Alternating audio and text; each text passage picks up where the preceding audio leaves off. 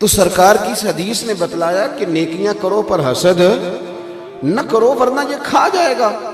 حسد کرتے ہیں لوگ، حسد نہ کریں زندگی میں، یہ آپ کے دل کو جلائے گا، یہ آپ کو تکلیف دے گا۔ اور اعلیٰ حضرت بریلوی رحمۃ اللہ علیہ کا تو ایک جملہ اس عنوان پر بڑا ہی شاندار ہے۔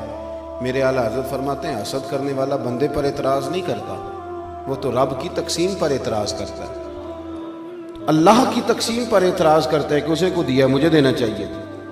حسد نہ کریں، رشک کریں، رشک کریں زندگی میں۔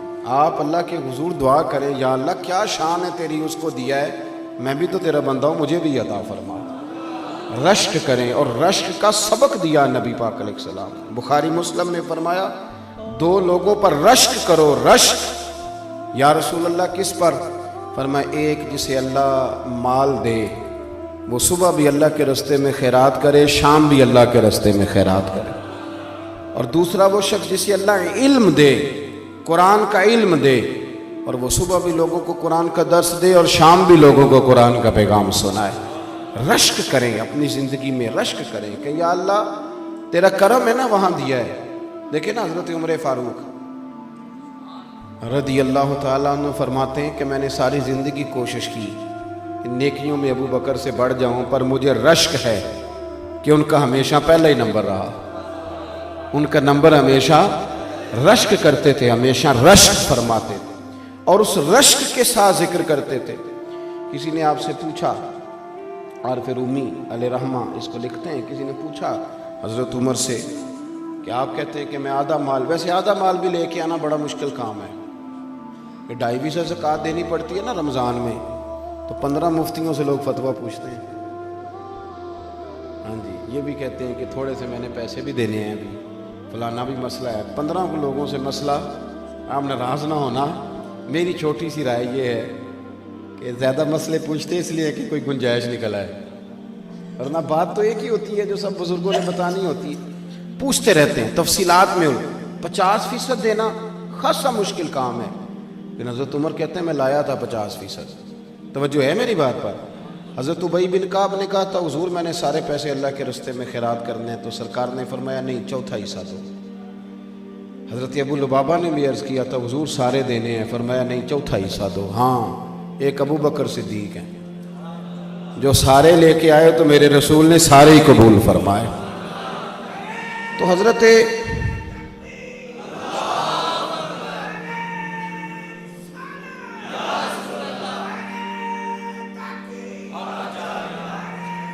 سنیں جی، حضرت ابو عمر فاروق سے لوگوں نے پوچھا کہ حضور آپ آدھا لے کے آئے، تو فرمانے لگے میں تو آدھا لایا تھا، ارادہ تھا کہ آج ابو بکر سے آگے نکلوں گا، پر وہ سارے لے آئے۔ لیکن فرماتے ہیں کہ جو سوالات حضور نے پوچھے وہی بڑے قابل رشک تھے، جو سوالات پوچھے وہی قابل رشک تھے۔ اور فرماتے ہیں سوالوں میں بڑا فرق تھا۔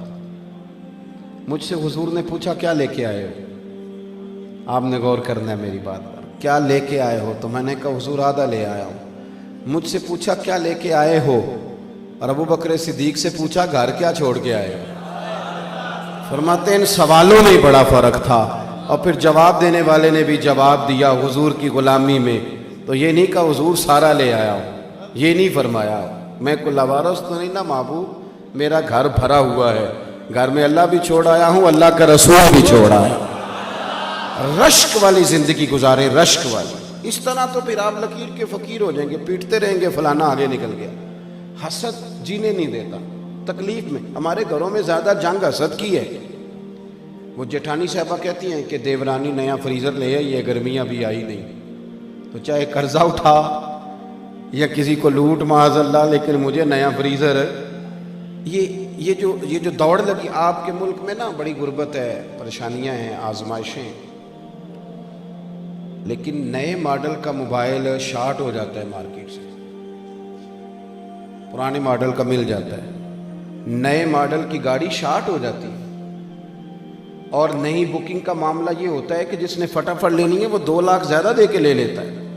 یہ معاملہ کیا، یہ دوڑ لگی ہوئی، کسی طریقے آگے نکل گئی، اور بڑے لوگوں کی دوڑ بھی بڑی بڑی لگ گئی۔ حسد نہیں کریں، اس تکلیف سے بچیں۔ حضرت عائشہ صدیقہ رضی اللہ تعالیٰ عنہ فرماتی ہیں ساری زندگی میں نے سیدہ خدیجہ الکبریٰ پہ رشک کیا، میں نے رشک کیا۔ آپ فرماتی ہیں کنز العمال میں روایت موجود ہے، فرماتی ہیں ایک بوڑھی عورت دوپہر کو آ گئی تھی، وہ سرکار کے آرام کا وقت تھا تو صحابہ نہیں آیا کرتے تھے، لیکن وہ بوڑھی آ گئی، اور جب وہ بوڑھی نے دروازے پہ دستک دی، پوچھا گیا کون ہے، اور جب وہ بولی تو حضور جلدی سے اٹھے چارپائی سے، سرکار نے اسے بٹھایا، کھانا کھلایا، اور کہتی ہیں وہ باتیں کرتی تو حضور گہری سوچ میں چلے جاتے، کبھی مسکراتے کبھی رو بھی دیتے۔ بڑے لوگوں کو حضور وقت دیتے تھے پر اسے انفرادی وقت دیا، اور جب وہ جانے لگی تو حضور نے تحفے بھی دیے۔ وہ خاتون چلی گئی تو میں نے عرض کی حضور یہ کون تھی؟ بڑے لوگ آتے ہیں پر آپ نے کوئی بڑا ہی اعزاز دیا یا رسول اللہ، اور بڑا میں نے انفرادی رنگ دیکھا ہے۔ کہتے ہیں سرکار خاموش ہو گئے، پھر حضور کی آنکھوں میں آنسو چمکے، اور سرکار فرمانے لگے عائشہ یہ میری پہلی زوجہ سیدہ خدیجہ الکبریٰ کی سہیلی تھی، یہ جو خدیجہ جب ہم مکے میں رہتے تھے تو یہ آیا کرتی تھی، خدیجہ اسے کھانا کھلاتی تھی، اس کی باتیں سنتی تھی، اسے وقت دیتی تھی، اسے تحفے دیتی تھی۔ آج جب یہ دوبارہ آئی ہیں تو وہ ساری یادیں تازہ ہو گئی۔ جناب عائشہ صدیقہ رشک سے بیان کرتی، تھوڑا تھوڑا نکلیں اس دور سے۔ آپ یقین کریں کہ بہت بڑے آدمی سے کبھی بڑا چھوٹا جملہ سننے کو مل جاتا ہے، اور پس منظر دیکھتے ہیں تو کمزور بات نکل آتی ہے۔ ایسا نہ کریں۔ اس حسد کا نقصان یہ ہوا ہے کہ معاشرے کے اندر ہمارے بچے سمجھنے لگے کہ شاید ہم چوروں کے بیچ رہتے ہیں، ڈاکوؤں کے بیچ رہتے ہیں، کوئی شخص یہاں ٹھیک نہیں۔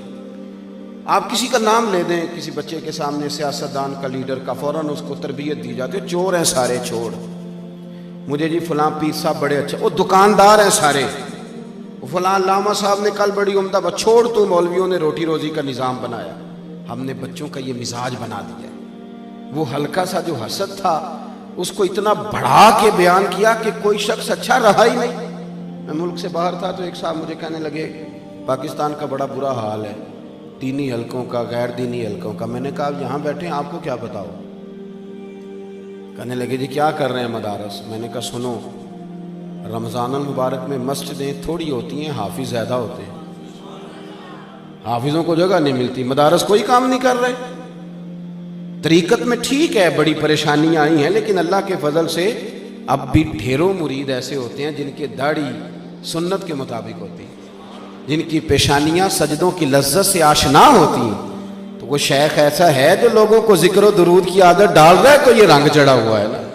اور جہاں تک عوام کی بات ہے تو یہ زلزلہ آیا، سیلاب آیا، تو ہم نے دیکھا 30 سال ہو گئے جس بوڑھی کی شادی کو، اس نے جہیز کی رضائی نہیں نکالی تھی، پر اس نے بھی نکال کے دے دی، کہنے لگی اب وقت آیا ہے، میں زلزلہ والوں کو دینا چاہتی ہوں۔ میرے بھائی جس بچی نے خود مشین پر بیٹھ کر جہیز بنایا تھا، اس نے بھی اپنی ابا سے کہا کہ میں 3 کپڑوں میں چلی جاؤں گی لیکن یہ زلزلہ زدگان کو دے دو۔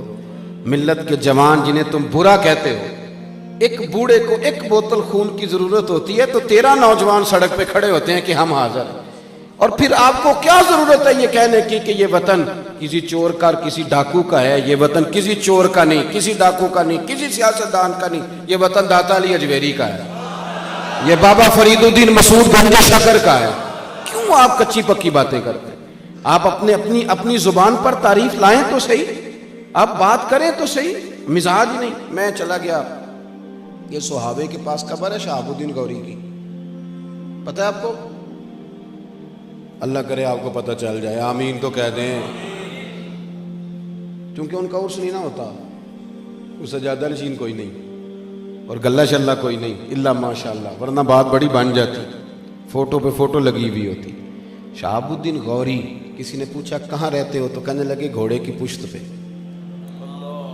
بہت بڑے صوفی کا نام لے رہا ہوں میں، اور یہ آپ جا کے دیکھیں، یہ ان کا مزار اسی بندے نے بنایا جس نے آپ کو ایٹمی طاقت بھی بنایا ہے، اور وہ کتاب کھولنے کی ضرورت نہیں، ان کے مزار پہ لکھا ہے کہ یہ قبر ڈاکٹر عبد القدیر خان نے بنوائی ہے، اور بڑا شاندار مقبرہ بنوایا ہے۔ اور شہاب الدین غوری کی قبر پہ جو سب سے پہلا لفظ لکھا ہے وہ یہ لکھا ہے کہ منظور نظر خواجہ معین الدین چشتی اجمیری، پہلا لفظ لکھا ہے، کیونکہ ہمارا مزاج نہیں۔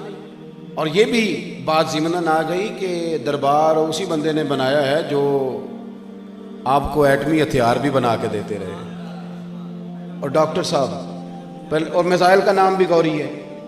میری بات کی سمجھ آ رہی؟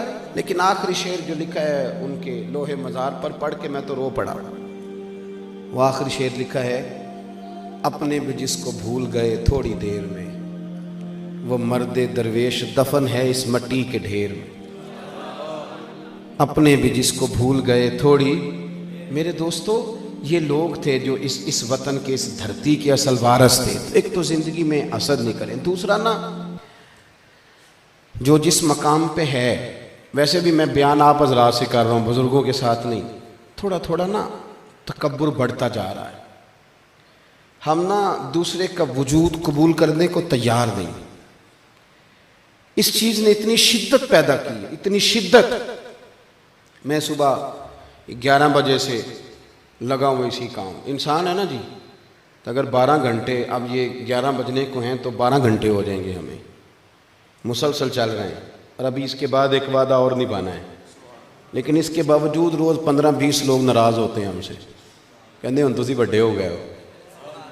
15-20 اس کے باوجود، میری بات کی سمجھ آ رہی، قبول کرنے کو تیار نہیں۔ کوئی آ جاتا ہے نا، اگر آپ سے کوئی ڈاکٹر کسی وقت اس کو کسی عالم سے کام پڑ جاتا ہے تو اس کا ذہن بنا ہوا ہے کہ مولوی تو ویلے ہوتے ہیں، کام تو میں کرتا ہوں، مزاج بن جاتا ہے۔ شاید یہی مزاج میری طرح کے مولوی کا وکیل کے بارے میں ہے کہ تو فارغ آدمی، اس کو تو کوئی کام نہیں، یہ تو جاتا ہے چیمبر میں تو آ جاتا ہے۔ وجود تسلیم نہیں کرتے، حالانکہ اگر آپ وجود مانیں نا تو مسجد میں الیکٹریشین کی بھی بڑی ضرورت ہے، وہ پنکھا چلائے گا تو نماز سکون سے پڑھی جائے۔